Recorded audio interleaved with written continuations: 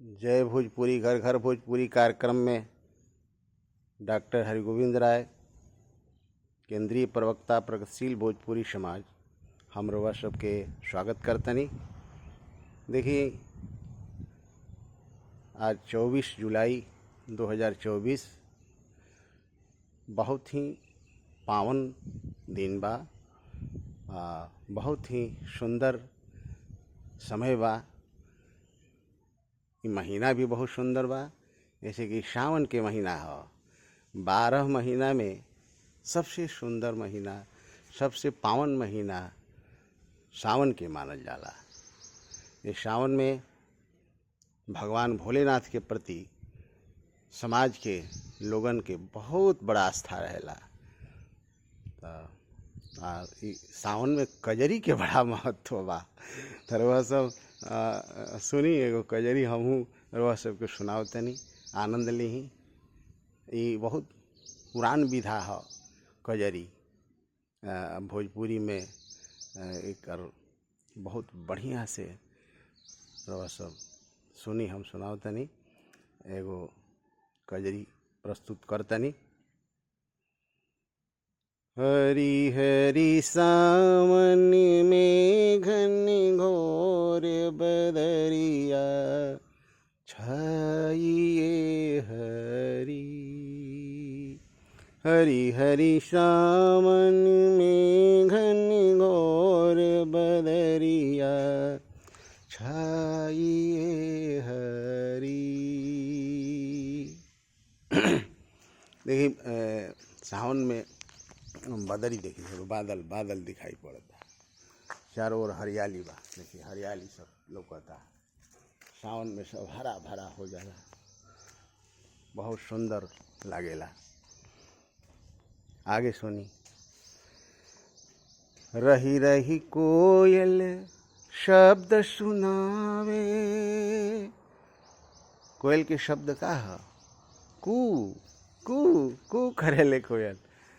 रही रही कोयल कूक सुनावे, पपीहा पिया पिया रटिलावे।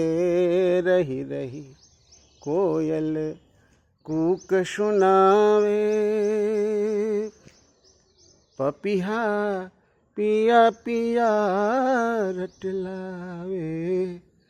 हरी हरी मोरवा शोर मचावे, बदरिया छाइए हरी। हरी हरी मोरवा शोर मचावे, बदरिया छाइए हरी। हरी हरी सावन में घन घोर बदरिया छाइए हरी। हरी हरी सावन में घन घोर बदरिया छाइए हरी। हरी हरी सावन में घन घोर बदरिया छाइए हरी। बहुत बहुत धन्यवाद बा। रउआ सब यूट्यूब देखतनी, हमार वीडियो देखतनी, लाइक करी, सब्सक्राइब करी। कजरी रउआ सबके सुनौली हम, कैसन लागल एकरा के कमेंट पर बताई। और भी बढ़िया बढ़िया चीज़ प्रगतिशील भोजपुरी समाज के तरफ से रउआ सबके हम प्रस्तुत करत रहतनी। ऐसे ही और भी करत रहब। रउआ सबके हम चाहब कि रउआ सब जागी। आई भोजपुरी भाषा में देखी कितना बढ़िया कजरी लागल। तो ये भाषा के मान्यता मिले के चाही ना, और वह सब एकरा पर जोर दी। कितना आदमी चाहता कि हम भोजपुरी भाषा के मान्यता मिले। सब आदमी कमेंट करे कि हम चाहतनी। जे चाहता अपन नाम लिखो आ कमेंट करो कि हाँ भोजपुरी भाषा के मान्यता मिले के चाही। अधिक से अधिक लोग कमेंट करी, बताई। एकरा के वीडियो के हमारा लाइक करी, शेयर करी, सब्सक्राइब करी। बहुत बहुत धन्यवाद बा रउआ सबके। रउआ सबके जीवन स्वस्थ रहे, रउआ सब अच्छा से अपन जीवन बिताई। सावन में भरपूर आनंद लेही।